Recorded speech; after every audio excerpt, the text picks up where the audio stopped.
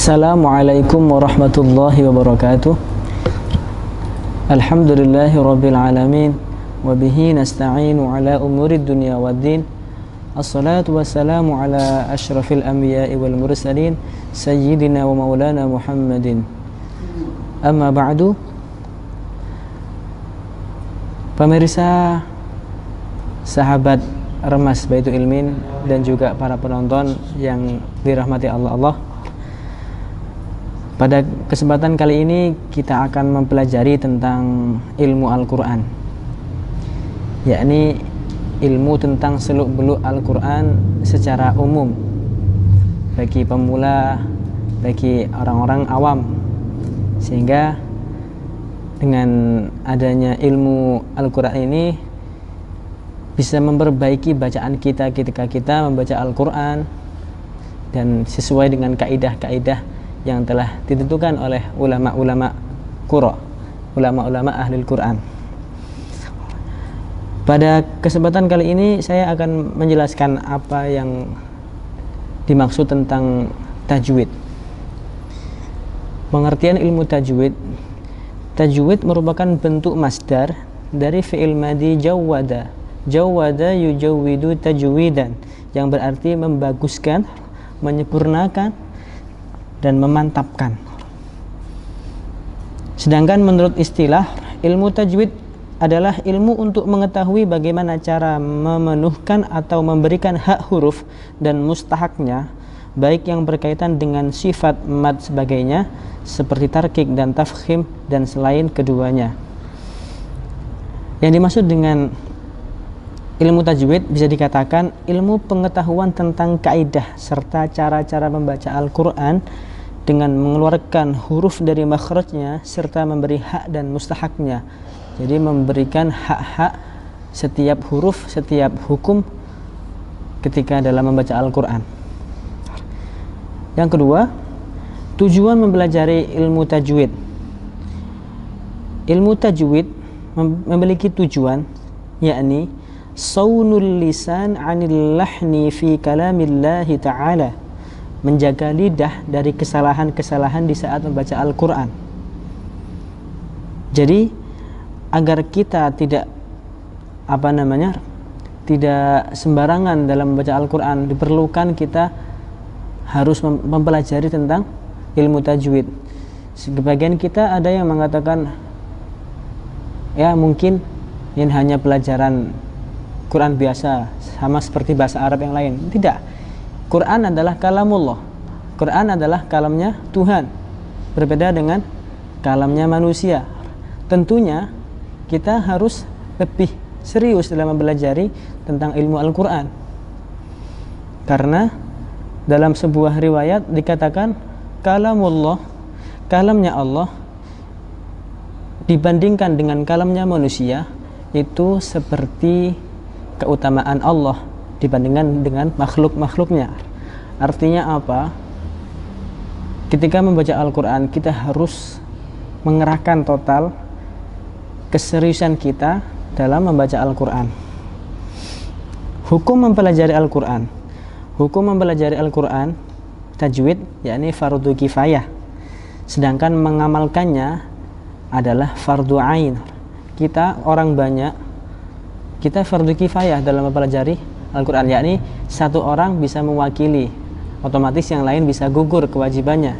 Akan tetapi orang yang membaca Al-Quran harus fardu ain, harus setiap orang membaca Al-Quran harus sesuai dengan kaidah-kaidah, harus betul. Sebagaimana dengan firman Allah yang di surat Al-Baqarah ayat 121. Alladzina atainahumul kitaba yatlunahu haqqa tilawatih. Orang-orang yang telah kami berikan Alkitab kepadanya, Al-Quran, mereka membacanya dengan bacaan yang sebenarnya. Quran surah Al-Baqarah ayat 121.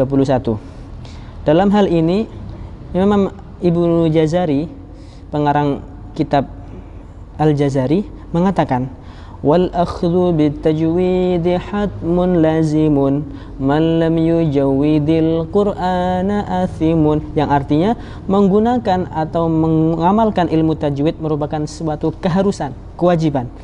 Maka barang siapa yang tidak memperbaiki bacaan Al-Quran, maka dia termasuk berdosa.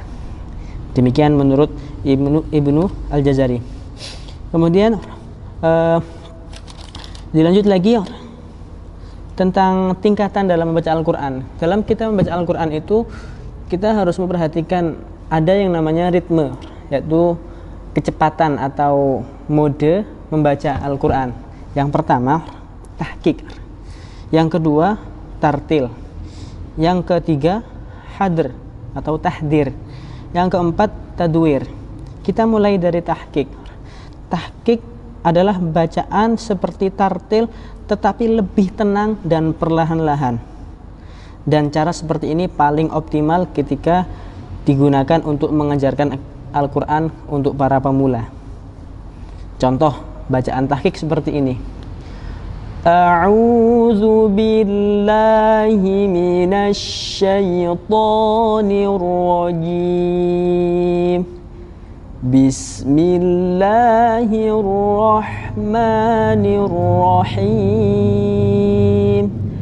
Alhamdulillahi rabbil alamin. Demikian bacaan tahqiq. Kemudian bacaan tartil.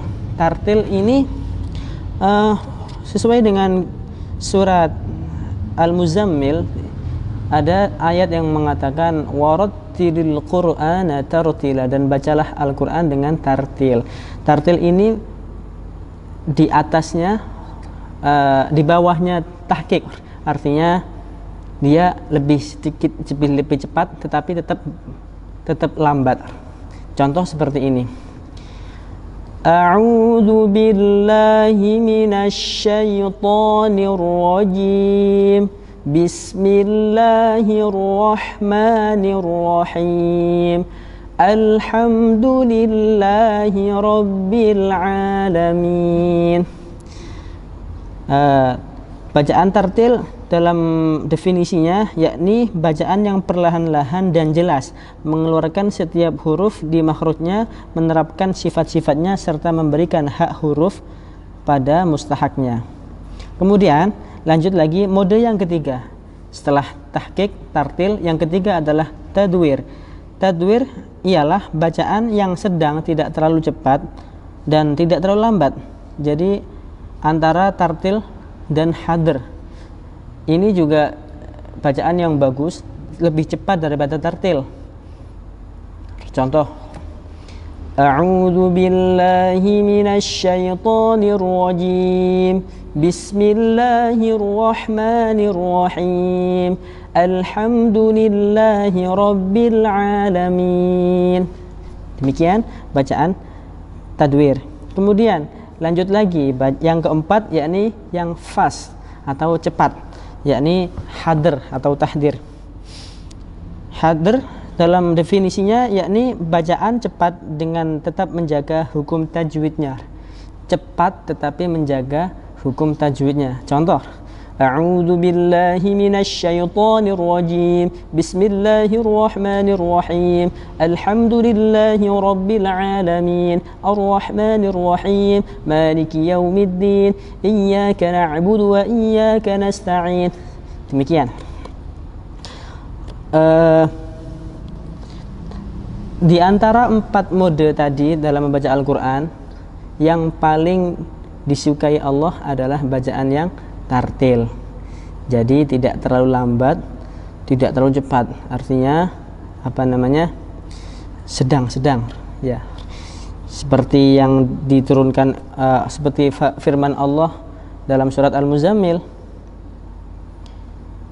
Auzid alaihi warattilil qur'ana tartila. Auzid alaihi warattilil qur'ana tartila. Dalam surat Al-Muzammil ayat 3. Kemudian kita lanjut pada hukum nun mati dan tanwin. Pengertian nun mati dan tanwin, nun sukun adalah huruf yang bertanda sukun. Nun yang bertanda sukun, yakni nun mati. Nun sukun dikenal juga dengan sebutan tadi, nun mati. Tanwin menurut bahasa adalah at-taswid, ya artinya suara. Sedangkan menurut istilah, at-tanwinu huwa nunun sakinatun talhaqu ajral ismi lafdun la khatton. Di sini ada perbedaan. Perbedaan dari nun mati dan tanwin. Kalau nun mati itu adalah sebuah huruf nun yang ada harokat sukunnya, sedangkan tanwin adalah harokat yang double kalau bahasa kita, seperti dhammah kemudian ditambahi lagi satu garis jadi dhammatain. Ada kasroh kemudian tambahi lagi garis menjadi kasrotain. Ada fathah kemudian ada lagi dua garis berarti fathatain, tetapi bunyinya sama dengan nun mati. Kemudian dalam pembagian hukum nun mati dan tanwin, jika bertemu nun mati atau tanwin jika bertemu dengan huruf hijaiyah selain huruf alif, yakni yang ada 28 huruf, maka akan menimbulkan 4 hukum bacaan. Yang pertama, idhar, halki, jelas. Yang kedua, idgham. Yang ketiga, iklab. Yang keempat, ikhfa. Pada kesempatan kali ini saya menjelaskan tentang apa itu idhar. Kemudian yang idgham, iklab dan ikhfa akan dilanjutkan pada pertemuan berikutnya. Idhar menurut bahasa adalah al-bayan, yakni jelas atau tampak. Menurut istilah, idhar adalah ikhraju kullu harfin min makhrajihi min ghairi gunnatin fil harfil muzhar, mengeluarkan setiap huruf dari makhrajnya tanpa memakai dengung pada huruf yang diidharkan. Contoh seperti ini. Kita ambil ayat, langsung ambil ayat. Inni lakum rasulun amin. Rasulun amin, bukan rasulun amin, tetapi rasulun amin. Contohnya seperti itu. Kemudian jumlah huruf idhar ada 6, yakni hamzah, ha, ain, ha, ghain, kha, yang terkumpul dalam kalimat akhi haka ilman hazahu ghairu khasirin. Pepatah Arab mengatakan akhi haka ilman hazahu ghairu khasirin, yang artinya saudaraku, inilah ilmu, orang yang memilikinya tidak akan rugi. Nah, dalam kalimat itu sudah terkumpul 6 huruf idhar. Yang pertama akhir, hamzah, haka, ha, ilman, ain, hazahu, ha, ghairu, ghain, khasirin, kha. Ya. Contoh dari idhar, huruf idhar yang huruf hamzah, nun mati atau tanwin bertemu dengan hamzah adalah man amana. Contoh, innal ladzina amanu wal ladzina hadu wan nasara was sabiina man amana billah. Man amana billah, bukan man amana billah, tetapi man amana billah. Atau lebih singkatnya ada di ayat yang lain, siratal ladzina an'amta. Nah, kemudian huruf yang kedua, huruf ha. Huruf ha seperti dalam ayat in huwa illa wahyun yuha. In huwa illa wahyu yuha. Yang saya garis bawahi adalah in huwa, bukan wahyu yuha, in huwa. Ketika ada nun mati ketemu ha, maka dia menjadi huruf yang jelas, idhar tanpa mendengung, tanpa gremeng kalau bahasa Jawanya. Kemudian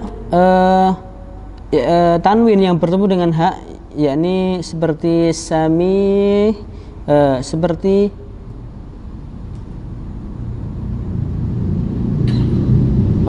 lanjut ke huruf berikutnya, yakni setelah hamzah ha, kemudian yang ketiga ain.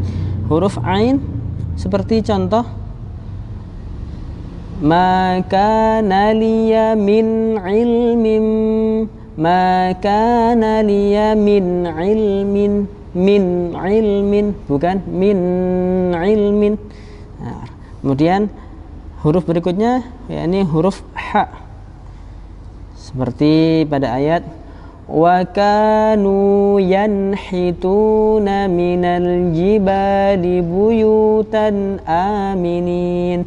Yanhituna, yanhituna, bukan yanhituna. Nah, lanjut lagi huruf berikutnya yakni huruf ghain. Huruf ghain seperti pada ayat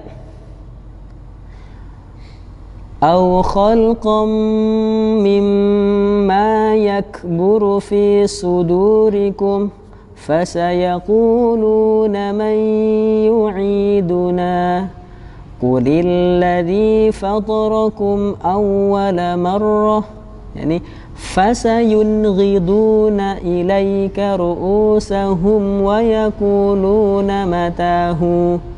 Fasayunghiduna, fasayunghiduna. Ya, atau contoh ayat yang lain, wa naza'na ma fi sudurihim min ghillin, tanpa diberi gunnah. Kemudian huruf yang berikutnya yakni huruf kha. Contoh dari huruf kha, faman khafa maqama rabbi, faman khafa min musin janafan aw ithma, faman khafa. Ya.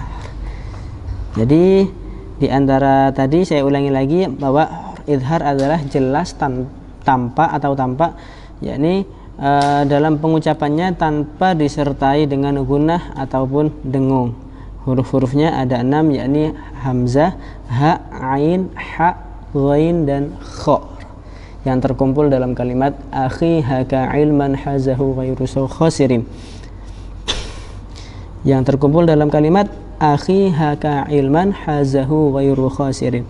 Demikian pertemuan kita pada kesempatan kali ini. Kita lanjut insyaallah di pertemuan yang akan datang. Kita akan menjelaskan tentang hukum bacaan idgham.